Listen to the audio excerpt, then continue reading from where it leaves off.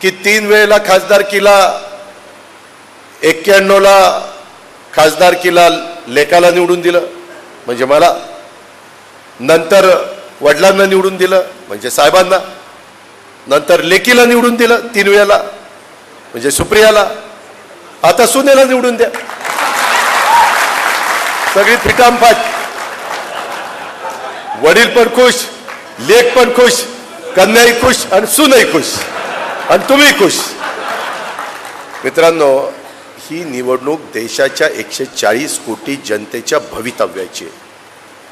मीच अनेकदा तुम्हाला मोदी साहेबांच्या विरोधामध्ये भूमिका घेऊन सभा केलेल्या आहेत, परंतु त्यावेळेस माझा विचार वेगळा होता. पण ज्या पद्धतीनं पहिली 5 वर्ष आणि दुसरी 5 वर्ष मोदी साहेबांनी काम आपल्या भारत देशाचं केलं, त्यांचं जे व्हिजन आहे, त्यांनी देश पातळीवर भारताचा नावलौकिक वाढवण्याचं काम केलं, हे त्रिवार सत्य आहे. आज पण परदेशात कुठल्याही देशामध्ये गेले तर एवढं प्रचंड संख्येने परदेशातले भारतीय लोक आणि परदेशातले नागरिक त्यांचं स्वागत करतात, ते देखील आपण पाहतो, ते काही लपून राहत नाही. त्याचबरोबर आजूबाजूची राष्ट्र आपल्याकडे वाकड्या नजरेने बघायचे.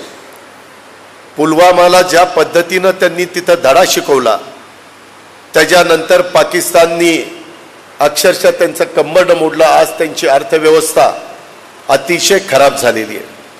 श्रीलंकेसारख्या राष्ट्राचं पण काय झालं, तिथल्या राष्ट्रपतींना त्यांच्या परिवाराला घेऊन तिथनं पळून जावं लागलं. त्याच्यामध्ये बांगलादेशशी आपले संबंध चांगले आहेत. इतर आजूबाजूची राष्ट्र देखील आपल्याकडे आता समंजस पद्धतीनं पाहतात.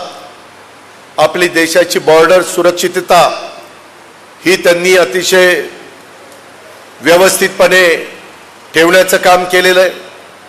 दर दिवाळीला तुम्ही मी आपल्या घरामध्ये दिवाळी साजरी करतो, परंतु मोदी साहेब दर दिवाळीला बॉर्डरवर जाऊन जवानांना प्रोत्साहन देण्याचं काम, जवानांच्या मध्ये दिवाळी साजरी करण्याचं काम, त्यांच्यामध्ये सहभागी होण्याचं काम करतात.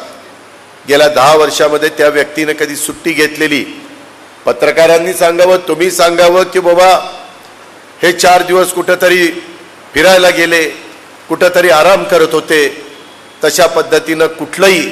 आज पण ज्यावेळेस माझी त्यांची ओळख झाली त्यावेळेस आमचा अनेकदा बोलण्याचा संबंध येतो, चर्चेचा, त्यावेळेस फक्त आणि फक्त भारत आणि भारताचा विकास.